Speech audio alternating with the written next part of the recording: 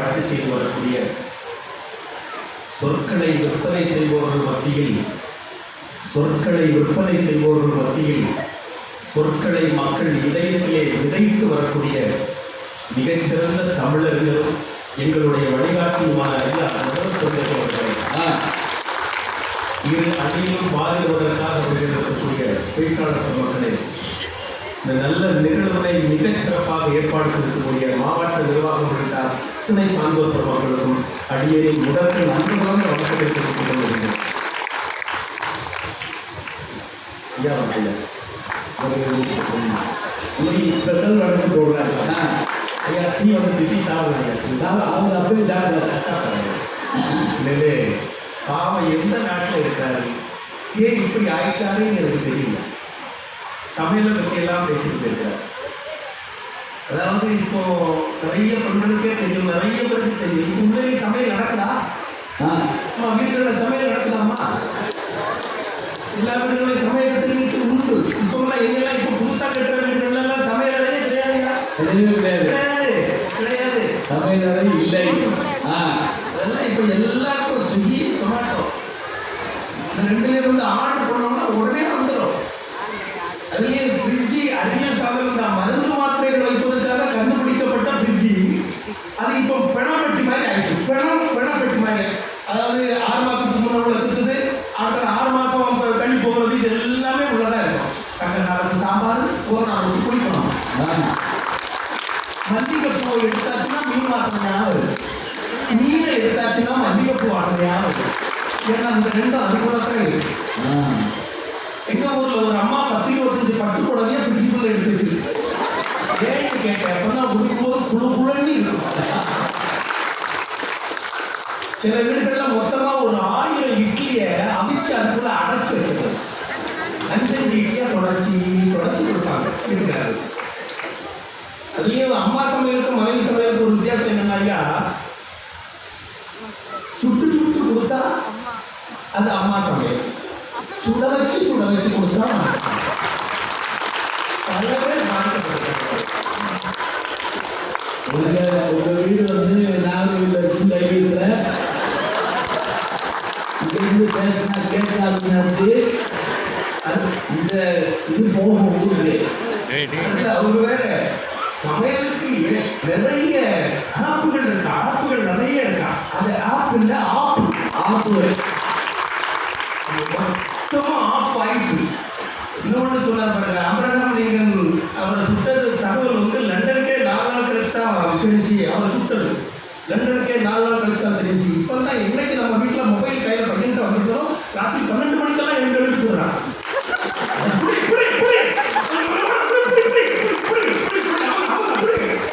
தூக்கத்தில் அப்பவே சொல்லிட்டான். அதோட தூக்கத்தில் இருக்கான். என்னைக்கு செல்லு வந்தோ அன்னையிலிருந்து சொல்லு போச்சு. ஆகா போயிட்டது. நல்லா அறிவியல் சாதனத்துக்கெல்லாம் எதிராளி இல்லையா? எதிராளி உண்மையிலே இல்லை. நானும் பயன்படுத்துறேன், மொபைல் இருக்கு. ஆனால் ஒரு தகவல் சொல்றேன், கேட்டுக்குங்க. என்னைக்கு நம்ம வீட்டில் மிளகு அரைக்கிறதுக்கு அப்படின்னு ஒரு அம்மி இருந்துச்சு, ஆட்டு உரல் இருந்துச்சு, மாவு பத்திரமா துணி துவைக்கிறதுக்கு நமக்கு கல் இருந்துச்சு. ஆனால் என்னைக்கு வாஷிங் மிஷினு, என்னைக்கு மிக்சி, என்னைக்கு கிரைண்டர் வந்தோ பல பேருக்கு உள்ள ஒட்டுமொத்த நோய் அவளே வந்துச்சு. ஆடி காரில் போனா வசதி உள்ள ஆள் இல்லை, ஆம்புலன்ஸ்ல போகாம இருக்கணும். அதான் நமக்கு ஆபத்து. இன்னைக்கு அறிவியல் சாதனங்கள் ஒட்டுமொத்த ஆரோக்கியத்தையும் நம்ம இன்னைக்கு பறி கொடுத்துட்டு இருக்கோம். ஒரு தகவல், உண்மையான தகவல் ஒன்று சொல்றேன், கேட்டுங்க. வேலையில சொல்றேன், ஏன்னா உண்மையிலே வேலையில சொல்றேன். அதாவது அந்த காலத்தில் ஒவ்வொரு மாவட்ட முக்கியமான இடங்கள்லையும் மது அடிமைகள் மறுவாழ்வு மையம் இருக்கு. மது அடிமைகள் மறுவாழ்வு மையம் இருந்துச்சு. ஆனால் இப்போ அரசாங்க ஆஸ்பத்திரிக்கு உள்ள தனி ஒரு அலுவலகம் திறக்கப்பட்டிருக்கிறது. எதுக்கு தெரியுமா? நெட் அடிக்ட்ஸ், அதாவது இணையதள அடிமைகளுடைய மறுவாழ்வு மையம் இருக்காங்க. ரொம்ப வேதனையா இருக்கு. நம்முடைய பிள்ளைகள் எல்லாம் நீங்க சொல்லுங்க, என்ன வாசிக்கிறா அச்சு வந்ததுல இருந்து ரொம்ப அபூர்வமாயிட்டு அப்படின்னு சொன்னீங்கல்ல, ஓலைச்சுவடியில் இருக்கும் வரைக்கும் அது ஒரிஜினல் உண்மையா இருந்துச்சு. என்னைக்கு அச்சுக்கு வந்தோ ஒரிஜினல் இல்லாம போச்சு. இன்னைக்கு அப்படி யார் வாசிக்கிறோம் சொல்லுங்க பாப்போம். நியூஸ் பேப்பர் எத்தனை வாசிக்கிறோம்? வாசிக்கணும் அப்படின்னு சொல்லுங்க, அது சரி, நான் ஏற்றுக்கிறேன். எத்தனை பேர் இந்த தலைமுறை, எத்தனை பேர் இன்னைக்கு பத்திரிகை வாசிக்கிறோம், எத்தனை பேர் புத்தகம் வாசிக்கிறோம்? மனசு கொண்டு சொல்லுங்க பாப்போம். ஐயா 24 மணி நேரம் பல்லு தேய்ச்சாலும் இல்லையே, செல்ல தேய்ச்சிட்டே ஐயா தூக்கி முடிச்ச உடனே இப்படியே வராங்க, இப்படியே தான் வராங்க. அவங்க கையில் மொபைல் இல்லை, கதை ஆச்சரியமா இருக்கு, மொபைல் கையில இல்லை, இப்படியே வராங்க. டீச்சர் அப்படிங்கிறா இப்படியே தான். எப்படி மனநோயாளியாக ஆக்கியிருக்கு பார்த்துருக்கு அறிவியல். அன்னைக்கு ஒருத்தர் எனக்கு அனுப்பி விட்டுருக்காங்க மெசேஜ், ஹாப்பி தீபாவளிக்கு கூப்பி தீபாவளின்னு எடுத்துருக்கோம். எப்படி ஆகிட்டு பாருங்க. அதாவது ஒரு காலத்துல பெரியவங்களுக்கு தெரியும், ஐயா நல்ல தெரியும் அவங்களுக்கு கடிதம் எழுதக்கூடிய பழக்கம் இருக்கு நமக்கு. தீபாவளி பொங்கல் அடைய அப்பா ஒரு வாழ்க்கை தேடுறதுக்கு இத்தனை மணி நேரம் செலவுள்ளோம். நண்பருக்கு, மனைவிக்கு, சொந்தக்காரங்களுக்கு, ஏன் காதலிக்கு அப்படின்னா தேடி தேடி வாழ்க்கட்டைகள்லாம் அனுப்புவோம். கடிதம் எழுத அனுப்புவோம். கடிதம் படித்தோம். இன்னைக்கு எத்தனை பேர் இருக்கு? இதை மொத்தம் ஃபார்வர்டு மெசேஜ், மொத்தமாக ஃபார்வர்டு மெசேஜ். அது எப்படின்னா நான் இருக்கிறது கடைசி எனக்கே வந்துடும். எப்படி வந்து எங்க பாவம் சுற்றி வந்துடும். இந்த கனிவாடி பலகாரத்தை குட்டி விடுவோம் தெரியுமா? வீட்டுக்கு குட்டி விடுவோம்.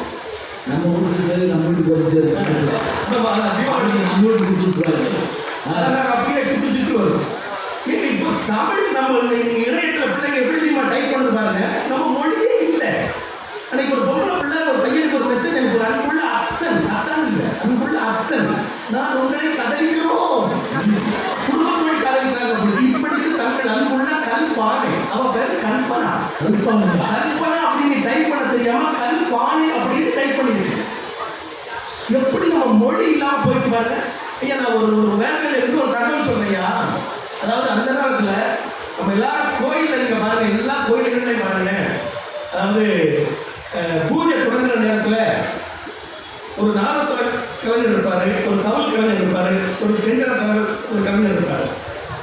பூஜை ஆரம்பிக்குது அப்படின்னா அப்படி அடிச்சு மங்களகரமா அந்த பூஜை தொடங்கும். எந்த அழகா இருக்கும், மகிழ்ச்சியாக இருக்கும், பக்தி உணர்வும் பரவசமாக நம்ம நிற்போம்.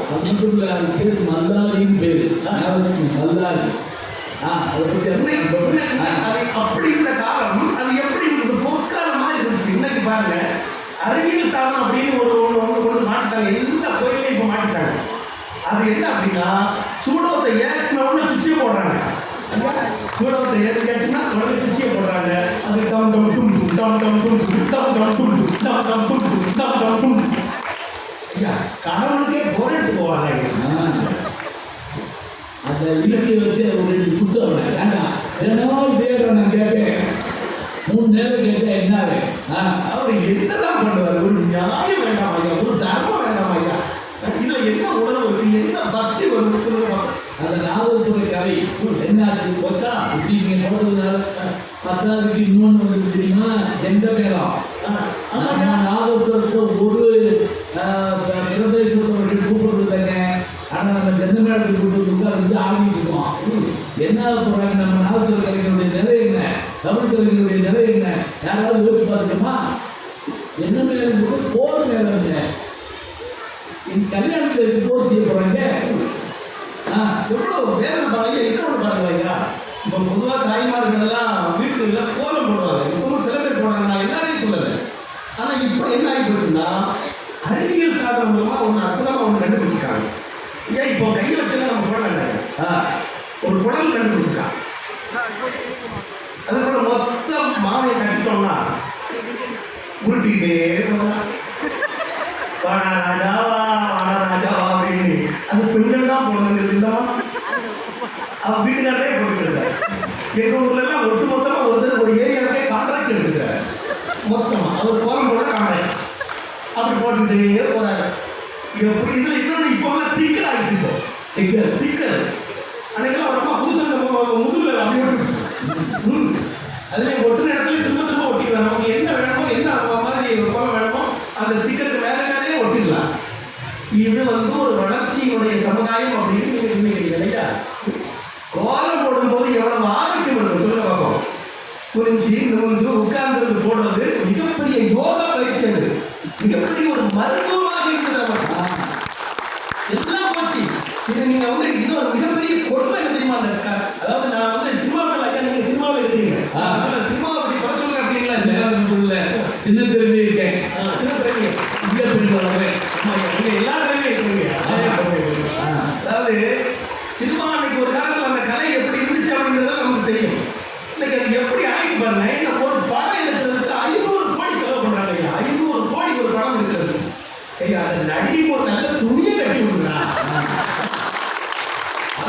இல்லையா? அந்த நினைச்சு பாருங்க, உடையில் நாகரிகம் இருக்கா, நடையில் நாகரிகம் இருக்கா, காட்சியில் நாகரிகம் இருக்கா, பேச்சில் நாகரிகம் இருக்கா? முழுக்க முழுக்க இந்த இரட்டையற்ற வசனங்களை பேசி பேசி என்னுடைய தமிழ் சமூகம் இந்த தலைமுறை இன்னைக்கு சீரழிக்கக்கூடிய சூழ்நிலையை உருவாக்கி கொண்டிருக்கிறது கூட கலைஞர். பாட்டு நல்லா இருக்கா? நான் ஒரு கேள்வி கேட்கிறேன். வீட்டுல அப்பா அம்மா அண்ணன் தங்கை தாத்தா பாட்டி சித்தப்பா பெரியப்பா உட்கார்ந்து குடும்பத்தோடு உட்கார்ந்து ஒரு படத்தை பார்க்க முடியுமா? நல்லா கேள்வி. சீரியல் எல்லாம் சொல்லவே வேண்டாம். அன்னைக்கு ஒரு வீட்டுல இந்த வீட்டுல அந்த அம்மா சீரியல் பார்த்துட்டே இருக்கு. ஒரு திருட வந்துட்டான். வந்து அம்மாட்ட நகையை பார்த்து அப்படின்னா அந்த மாதிரி ரொம்ப கூலா விளம்பரம் வரட்டு கணக்குதான். எவ்வளவு சௌகரியம் ஆயிடுச்சு பாருங்க காலம் மாற்றம். இப்படி ஒவ்வொரு கலைகளும் பாட்டு நல்லா இருக்கா, கேட்கற மாதிரி ஒரு பாட்டு இருக்கா, அதுல அந்த பாட்டுல நீங்க பாருங்களேன் வரக்கூடிய அந்த அர்த்தம் இருக்குல்ல, அதெல்லாம் பாடவே முடியாது. ஏன் வார்த்தைகள் அப்படி எங்க இருந்தா வசனம் எடுப்பாங்கன்னு தெரியல. ஒரு காலத்துல உருப்படியாக பாடல் மாதிரி இருந்துச்சு. அன்னைக்கெல்லாம் அதாவது ஓரளவுக்கு நியாயமா இலக்கியத்தை கொண்டு வந்தாங்க பாடல்கள் தான். ஏன் வாலி கூட அற்புதமா ஒரு பாட்டில் சொல்லுவார், பல நூல் படித்து நீ அறியும் கல்வி, பொது நலம் நினைத்து நீ வளர்க்கும் செல்வம், பிறர் உயர்விலே உனக்கு இருக்கும் இன்பம், இவை அனைத்திலுமே இருப்பதுதான் தெய்வம், இவை அனைத்திலுமே இருப்பதுதான் தெய்வம், பாசம் உள்ள பார்வையிலே கடவுள் வாழ்கிறார், அவன் கருணை உள்ள நெஞ்சினிலே கோவில் கொள்கிறார், இதோ என் தெய்வம் முன்னாலே நான் ஒரே ஒரு புன்னகையில் கண்டே. இது என்ன படம் கேட்க மாட்டேன். கிஷோர் தீப்பு வச்சு ஆபு நன்றி அவ்வளோதான் சொல்லுவேன். புத்தகம் தான் தர்றேன். காலையில் ஒரு பாட்டு கேட்டேன். கிட்டி மேய்ச்சானோ இல்லை பண்ணி மேய்ச்சானோ நாய் மேய்ச்சானோ எது மேய்ச்சானு தெரியல. கடைசியில் பாட்டு ரொம்ப குழுக்கு கவனிச்சா கிழிப்பும் காரம். எப்படி இன்னைக்கு புரிய வைக்கிறது பாருங்க பிள்ளைங்க. அதாவது இந்த தலைமுறை எப்படி ஆகிட்டு அப்படின்னு நான் சொன்னார். சொல்லி நான் முடிச்சிடுறேன்.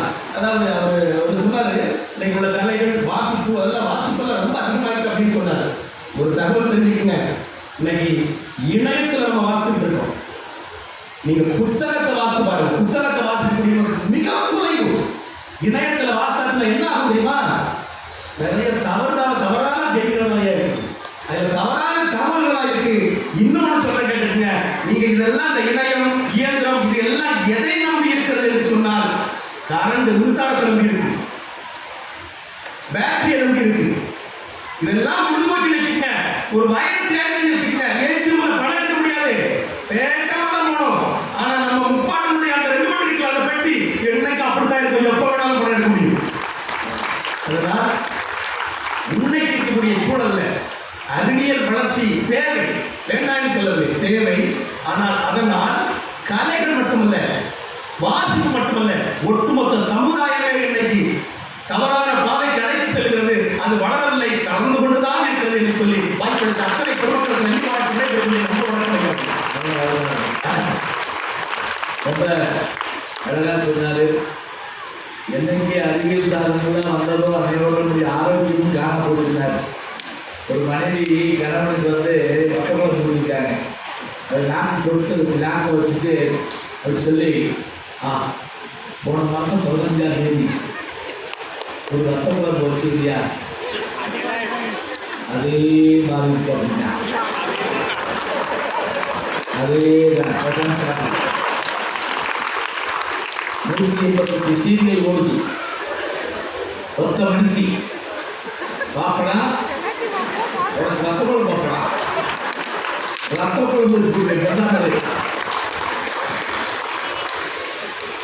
சொன்னார்.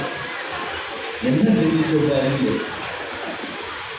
இதுதான் எனக்கு தெரிஞ்சு நான் பேச ஆரம்பிச்ச காலத்தில் நிறைய தான் உட்காருவோம். மணல் அதுவும் சாதாரண கருங்காலம் இப்படிதான் உட்காருவோம். இப்போ உட்கார முடியாது, இல்லை எந்திரிக்க முடியாது. உட்காந்து எதிர்க்க வேண்டியதுன்னா என்ன அழகாக சொல்றாரு. அதே போல குழந்தைகள் எங்க வீட்டில் லைட் அடிக்கிறத பார்த்துக்கணும். போர்வக்குள்ள லைட் அடிக்கிறத பார்க்குறீங்கன்னா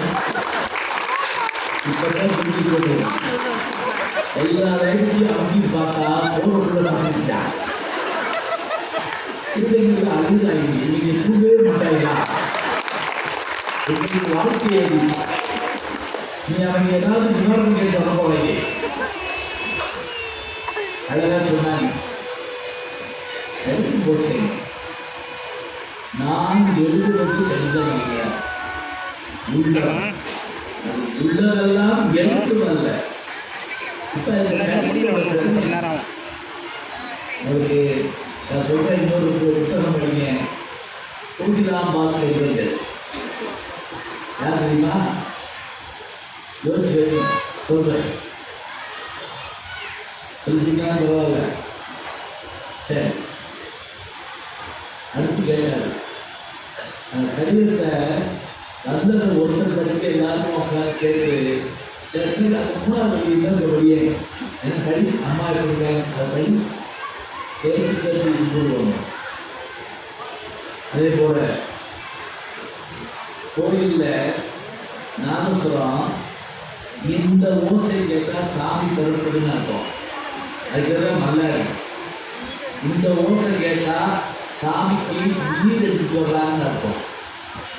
அபிஷேகம் மல்லாடி. அதே மாதிரி சமயக்கூடத்திலிருந்து வடப்பள்ளியிலிருந்து சாமிக்கு பிரசாதம் கொண்டு வர்றாங்கன்னா